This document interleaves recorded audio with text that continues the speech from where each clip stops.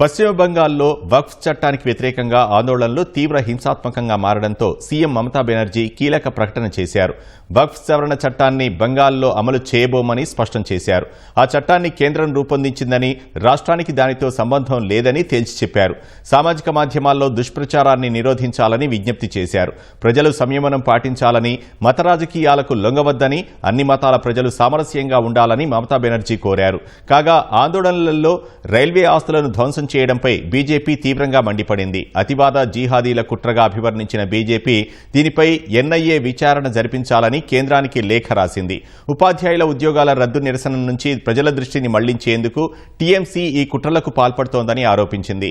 కాగా వక్ఫ్ చట్టానికి వ్యతిరేకంగా బంగాల్లో ముస్లిం జనాభా ఎక్కువగా ఉన్న ముర్షిదాబాద్, మాల్దా, హుగ్లీ, సౌత్ 24 పరిగణాల జిల్లాల్లో ఆందోళనలు హింసాత్మకంగా మారాయి. శుక్రవారం రోడ్లపై నిలిపిన వాహనాలు, పోలీస్ వ్యాన్లను నిరసనకారులు ధ్వంసం చేశారు. పెద్ద ఎత్తున రాళ్ల దాడులు, రోడ్ల అడ్డగింతలు జరిగాయి. పోలీసుల కాల్పుల్లో 2 మరణించారు. 118 మందిని పోలీసులు అరెస్టు చేశారు.